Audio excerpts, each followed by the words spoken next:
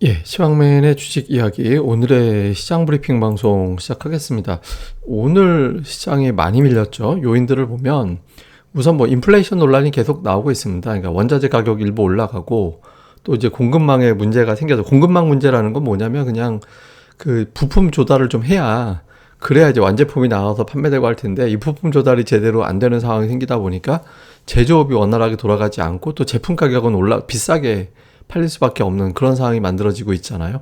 이런 부분들이 전체적으로 물가를 끌어올리는 가운데 이제 또 소비라든가 이런 것들은 이제 위축되는 상황, 경기가 좋지 않은데 물가만 올라가게 되니까 저성장의 또 다른 이유가 돼서 이게 안 좋은 악순환으로 돌아가게 되는 거 아니냐 이런 걱정을 좀 하게 되는 게 시장의 어떤 매물 요인 중에 하나였고, 그 다음에 이제 미국의 부채한도 협상이 지금 확 개선될 수 있는 조짐이 아직은 없죠. 물론 이제 일부에서 오늘 보도에 의하면 지금 지출 계획안 잡고 있는 게 3조 5천억 달러짜리 이제 지출안에 대해서 이걸 갖다가 좀 줄여라 아니면 한 푼도 안 된다 이런 주장들이 있잖아요. 오늘 보도에 의하면 이제 백악관에서는 2조 달러대까지 낮춘 것 같다 이런 내용들이 있었거든요. 근데 반대하는 입장에서는 더 낮춰라 이런 입장인데, 어쨌든 약간 절충안이 나왔다 정도까지는 보도가 됐습니다. 근데 여전히 부채한도 협상이 지연되고 있다 보니까 이제 곧 또 이제 18일 다가오잖아요.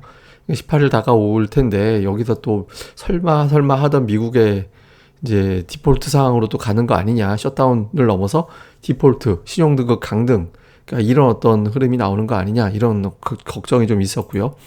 그 다음에 이제 미국과 중국의 이제 무역 관련된 갈등, 이게 바이든 정부 들어서는 좀 완화되는 거 아니냐, 얼마 전에 이제 양측의 정상 간의 통화도 있고 해서 조금 개선되는 거 아닌가 이런 기대감이 좀 있었잖아요. 근데 미국이 이제 중국에 대한 무역 정책이 여전히 강경하다, 강성 기조 유지하는 것 같다, 트럼프 때 기조를 유지하고 있다라는 보도가 나왔고, 실제로 이제 미국 무역대표부 입장은 약속을 중국이 안 지켰다, 그래서 조만간 만나볼 건데 약속을 지켜라, 그러니까 이제 미국산 제품 많이 구매하라고 이제 압박을 넣는 거거든요. 그러니까 이러면 계속 갈등이 되는 거 아닌가? 제가 이제 지난번에 이제 한번 말씀드릴 때 어쩌면 물가 부담도 있고 하니 그 관세를 내릴지도 몰라 이런 어떤 기대감이 좀 있다 그 말씀을 드렸었잖아요.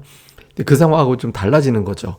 여전히 저렇게 된다라면 미중 무역 갈등이 강하게 나갈 때 우리 증시가 좀 고전했던 경험이 있잖아요. 이 부분도 좀 영향을 줬을 거고, 그 다음에 이제 오늘 중국의 이제 부동산 업체 판타지아가 이자 지급에 실패했다라는 내용들이 보도가 됐거든요. 이게 헝다만큼의 어떤 파급력이 있는 회사는 아닌데 어쨌든 중국의 부동산 업체가 하나둘씩 좀 무너지는 거 아니냐 이런 어떤 걱정이 좀 있었죠. 그래서 이게 이제 장 초반에 또 홍콩 증시가 또 2% 이상 하락하기도 하다 보니까 이제 이 부분이 또 시장을 또 압박하는 그런 요인이 됐습니다. 그리고 수급에서는 외국인들이 많이 팔았죠. 오늘 한 6천억 원 이상의 어떤 순매도를 보였잖아요.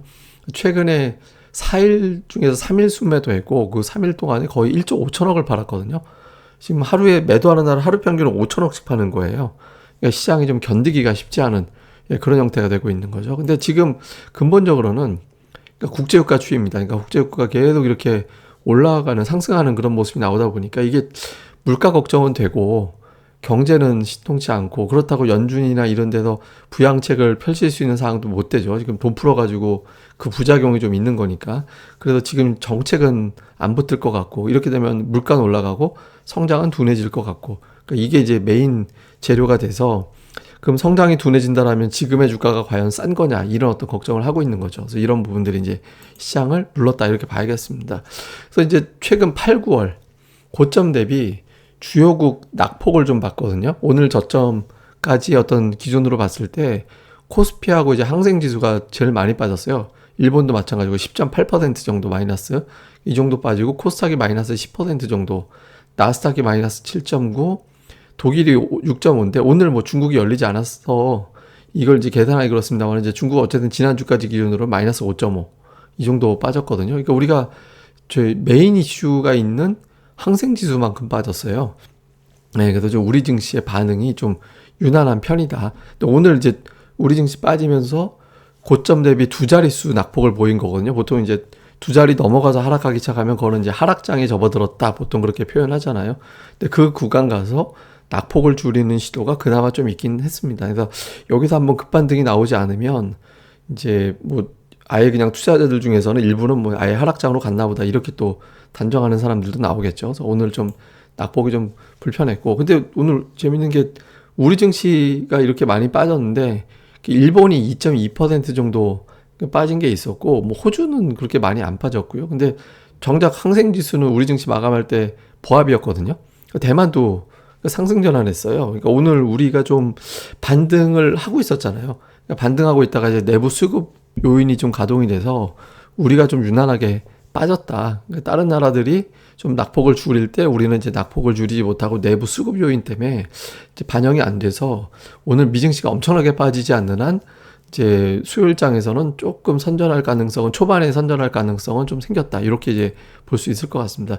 차트로는 지난주에 제가 241선 점점점 찍어 놨었는데 이 근처에서 좀 버텨주면서 꼬리 달고 올라가는 그런 모습이 나왔어야 됐거든요. 근데 그냥 갭으로 큰 참 아래로 떨어져서 빠진 데다가 오히려 낙폭을 키웠고, 3000포인트는 웬만하면 지지될 거라고 봤었던 선인데 2960 정도까지 빠졌죠. 그래서 요거를 3000을 빠르게 복원하고 나아가서 저 241선까지 빠르게 채워놓지 않으면 좀 고전할 수도 있습니다. 그리고 이제 또 하나는 제가 이제 아침 방송에서, 그러니까 코스닥이 어설프게 마이너스권에 있으면 오후에 매물이 증가하는 그런 타이밍이 한 번씩 올 수밖에 없다. 앞으로는 그게 왜냐하면 이제 신용 관련된 물량이 터질 수 있기 때문에 그런 어떤 걱정이 될 수 있다 이렇게 말씀을 드렸잖아요. 근데 이제 지난 금요일인가요? 이제 금요일에 시장이 이제 움직일 때 오후 들어서 이게 빠지는 자리가 한번 나오잖아요. 이게 이제 그런 물량이 터지는 거였거든요. 오늘도 쭉 하고 낙폭 줄이는 움직임이 나오면서 쭉 밀고 올라가고, 이때 제법 좀 흐름이 좋았다가 이제 여기서 이제 빠졌잖아요. 이게 이제 이 중에서 뭐 여러 가지 외부 지수 요인 뭐 여러 가지가 더해졌겠지만 그 중에 이제 일부는 신용 물량들이 지금 터지는 거거든요. 지금 신용이 고점 대비 한 7천억 줄었나요? 하여튼 그 정도 줄어든 것 같은데 지금 계속 줄어들 거예요. 앞으로 저렇게까지 빠지고 있는 거 봐서는 신용이 계속 줄어들고 있을 가능성이 높거든요. 다음날 반대매도 안 당하려고 이제 투자자들이 내일 하한가 주문 나가느니 오늘 미리 정리하자, 이 물량들이 나오고 있는 거예요. 그래서 이제 이 물량이 나오면서 앞으로 코스닥은 오후장에 마이너스권으로만 유지하고 있으면 저런 어떤 물량 때문에 더 한바탕씩 1시, 2시 구간에 좀 밀리는 그런 구간이 나올 수밖에 없다. 그래서 이제 조금 이제 좀 반전이 좀 절실한 그런 상황이다라고 봐야겠죠. 수급에서는 역시 뭐 외국인들이 팔았고, 제가 이제 주말 방송이나 어제 아침 방송에서도 설명드린 대로 금융 투자는 매수 전환 가능성이 높았거든요, 이번 주에. 이거는 되게 단순해요. 이게 금융 투자 매수할 걸 어떻게 알지? 이게 대단한 게 아니라 보통 저 금융 투자는 이제 사이클 매매를 이제 한동안 매도했다 매수했다 이게 반복되는 패턴을 보이기 때문에 지난주에 거의 뭐 2조 원 가까이 한동안 누적이 돼 있었잖아요. 그러니까 이번 주에 언제든지 매수로 돌려질 수 있는 타이밍이었거든요. 근데 그 매수 때 외국인들이 안 팔아주면 오늘 지수가 올라갈 수도 있었는데, 외국인들이 기관들 매수에 2배 넘는, 금융투자 매수에 2배가 넘었고 기관 전체 매수에 2.5배에 해당하는 대량 매도를 퍼붓다 보니까 이제 시장에 못 견뎠죠. 근데 반면에 오늘 코스닥 쪽하고 중성주 쪽은 나쁘지 않았거든요. 오늘 외국인들 중성주는 샀어요.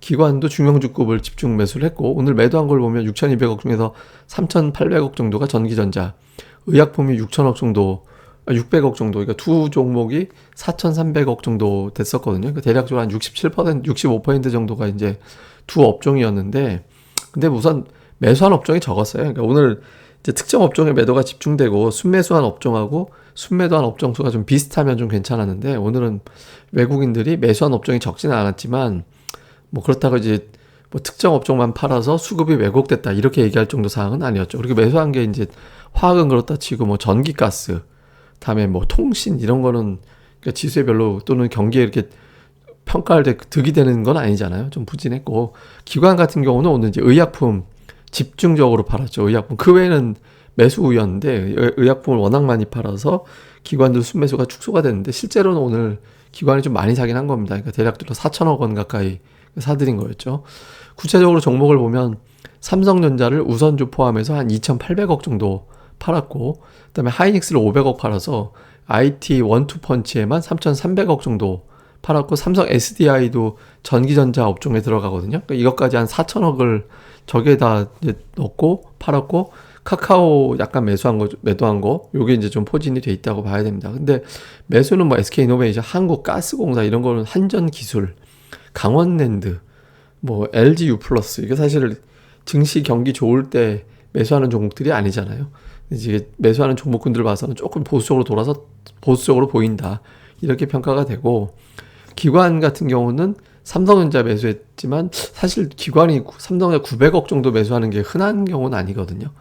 예, 근데 이제 지수를 방어하기에는 외국인들이 너무 많이 팔았죠. 그리고 이제 매도 쪽에서는 셀트리온 팔고 카카오 팔고 NC소프트 팔고 서비스 업종에 해당되는 종목들 좀 매도가 있었죠. 그리고 뭐 전체적으로는 이게 특정 업종을 막 통해서 이제 지수를 방어하려는 움직임들은 그렇게 이제 확연하게 나오진 않았습니다. 근데 코스닥은 좀 매수가 들어왔는데 오늘 많이 빠진 걸 이용해서 셀트리온 제약을 매수했거든요. 헬스케어 셀트리온 제약을 매수했거든요. 코스닥 쪽에서는.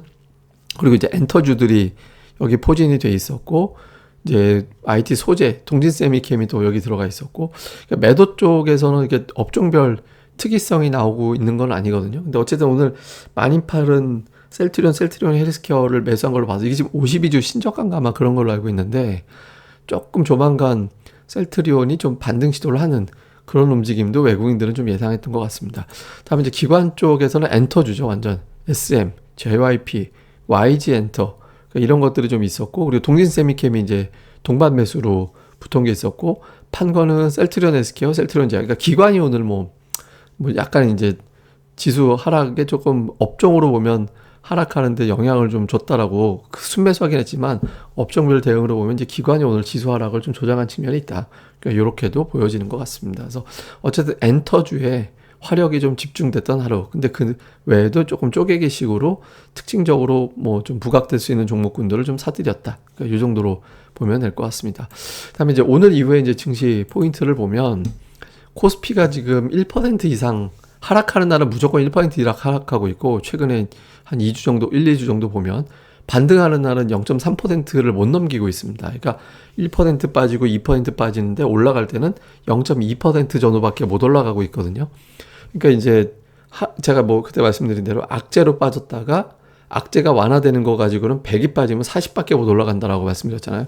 실제로 수치로 봐도 그 정도밖에 안 되죠. 그러니까 이게 반등 나올 때 이거를 넘어가는, 그러니까 1% 이상의 센 반등이 나와서 하락 분위기를 한번 뒤집어 놓는 그런 움직임이 나와줘야 되거든요. 그래서 오늘 약간 투자자들 중에서는 또 선물 시장 움직임이나 이런 거 봐서는 오늘 좀 너무 심했잖아 이렇게 보는 투자자들도 일부는 좀 보여졌거든요. 그래서 이게 반등 나올 때 0.3%라는 거는 그 이상 올라갔다가 오후장에 꺾였다는 얘기도 될 수 있잖아요. 그러니까 이제 오후까지 확 치고 나가는 날이 하루 정도 좀 나와주면 투자 심리가 여기서 돌려질 수 있다라는 점에서 저 패턴을 좀 깨는, 그러니까 하락할 때도 1% 미만으로 빠지고 올라갈 때도 화끈하게 한번 뭐 1, 2% 이상 확 올라가는 그런 시도들이 나와주는 게 좀 분위기 반전을 위해서 필요하다. 그런 게 나오는지 좀 볼 필요가 있고, 또 하나는 지금 외국인들 매도가 워낙 세기 때문에 지난달에 순매수한 금액을 3거래일 정도로 다 팔아버렸거든요. 사실상. 그러니까 지금 이 추세가 전환이 돼버리면 좀 골치 아파지겠죠. 그러니까 외국인들이 지금 외환시장이라든가 뭐 이런 걸 봤을 때 조금 불안하게 느끼는 것도 사실이긴 하거든요. 그래서 요 추세가 좀 바뀌는지, 이게 지금은 일관되게 매도로 쭉 가기 것 같지도 않은 게, 한편으로는 또 환율이 오늘 안 빠졌거든요. 안 올랐거든요. 장중 내내 마이너스권에 있다가 이제 뒷부 야금야금 올라와서 이제 보합으로 끝나긴 했는데, 환율이 어쨌든 지난주 금요일보다는 더 빠지진 않았잖아요. 올라가진 않았잖아요. 지수는 훨씬 더 빠져 있는데. 그러니까 여기서 이제 환율이 내려가지고 이제 외국인들 매도가 확 줄어들고 하면 금융투자가 뭐 설령 이번 주에 또 매도 나온다 하더라도 금방 또 매수로 바뀌면서 한동안 매수로 돌아설 수 있기 때문에 조금 반등이 좀 세게 나올 수도 있는 상황이 될 수 있거든요. 근데 외국인이 지금같이 팔면 그 금융투자가 아무리 매수를 해도 견디기가 어렵습니다. 그러니까 외국인들의 추세가 여기서 이제 잡히지 않고, 특히 삼성전자 실적 발표 앞두고 이게 좀 돌아서 주는지, 그래서 이제 원달러 환율과 함께 외국인들의 추세 전환 여부, 이게 이제 상당히 중요하고요. 그 다음에는 이제 두 가지. 지금 삼성전자가 이번 주인가요? 그 이제 잠정 실적 발표 하잖아요. 예, 그 실적 발표 앞두고서 삼성전자를 외국인들이 오늘 팔긴 했는데, 많이 팔았죠. 사실 오늘 많이 팔긴 했는데, 이게 이제 그 삼성전자, 좀 어느 뭐 언론사에서 삼성전자 실적이라고 수치를 공개를 해버렸잖아요. 취재 결과 뭐 이렇다더라라고 나왔는데 그 수치가 오늘 사실 별로 좋지 않아서 저는 오늘 그것도 시장 조정의 역할을 했을지도 모른다라고 생각하거든요. 이게 그 언론사에서 수치가 나와버리면 삼성전자가 그 정도만 나오면 그건 슈퍼 서프라이즈가 아니거든요. 미리 김을 빼버린 거예요. 예, 기대감을 갖고 그 전에 올라갈 수 있는 요인들을 좀 사실 좀 빼놓은 측면도 있거든요. 저는 오늘 하락 이유 중에 하나도 그것도 있었다라고 생각을 하는데, 뭐 어쨌든 삼성전자가 실적 발표 앞두고서 방어가 되는 그런 어떤 움직임들이 나와줘야 되거든요. 지금 삼성전자 하이닉스의 매도가 계속 나오게 되면 시가총액 1, 2위 종목 하락, 추세 깨진다 뭐 이렇게 될 수 있어서 이걸 좀 조심스럽게 봐야 될 거고요. 그 다음에 이제 또 하나는 내일하고 모레 코로나 추이, 지금 1000명대로 내려와 있는데 검사자 수 감소 때문에 그렇게 보는 시각이 있잖아요. 그러니까 이번 주는 목요일 수치가 중요할 것 같긴 한데, 어쨌든 수요일과 목요일에 나오는 코로나 추이가 2000명을 넘기지 않는다면 이게 정점을 찍었어 그러면서 이제 매수세가 들어오는 그런 흐름이 나올 수 있거든요. 그래서 요 흐름이 되게 중요하다 이렇게 봐야겠습니다. 근데 지금 시장은 그 작년 코로나가 터져서 시장이 폭락했을 때 수준의 과매도에 근접하고 있거든요. 지금 매도 물량이 쏟아지는 구도가, 예, 그때 빠졌던 거하고 비슷하게 이미 한번 빠진 상태에서 더 빠진 거기 때문에 시장이 받는 스트레스는 작년도 코로나 국면으로 많이 빠져 있거든요. 그래서 종목들이 좀 되게 비정상적으로 많이 빠져 있긴 합니다. 그래서 지금은 좀 여기서 좀 빠지는 거를 의미 두기보다는 좀 겁나긴 해도 이제 조금씩 이제 반전할 수 있는 종목들을 더 집중해야 되지 않나 뭐 이런 분석도 적지 않거든요. 그래서 좀 실적 평가가 좋고 증권사 보고서가 최근에 많이 나왔던 종목들이 있잖아요. 실적에 대한 평가가 좋게 나왔던 종목들, 그러니까 이런 종목들 중심으로 좀 계속 좀 역으로 한번 관심을 좀 계속 높여나갈 필요도 있지 않나. 그러니까 이런 이제 전략도 좀 세워봄직한 것 같습니다. 어쨌든 지금은 투심이 워낙 안 좋아서 되게 불안정해요. 그러니까 지수가 이제 뭐 빠질 때도 이렇게 빠지고 급반등 나올 때도 또 확 올라가고 이렇게 막 정신사납게 움직일 가능성이 높거든요. 그래서 이때 너무 막 좀 홧김에 매매하기보다는 좀 차분함을 갖고 계신 게 되게 중요할 것 같습니다. 장중에 만약에 오늘 같은 흐름이 또 오늘 제가 정신없이 이제 텔레그램으로 계속 이제 스팟을 보내드렸잖아요. 또 변화가 생기면 제가 이제 그 내용들은 텔레그램뿐만 아니라 상황에 따라서는 이제 또 라이브를 비롯해서 이제 유튜브로도 또 이제 전달해 드릴 예정이니까 뭐 구독하기와 알림을 또 해놓으셔야 그것도 알 수 있잖아요. 그래서 알림, 구독하기, 좋아요 많이 부탁드리겠습니다. 그리고 이제 종목 공부하기 방송도 계속 시작이 되니까 종목 공부하기는 이거하고 띄어서 제가 이제 방송을 올릴 예정이니까 그것도 같이 공부 부탁드리겠습니다. 예, 그럼 감사합니다. 다음에 뵙겠습니다.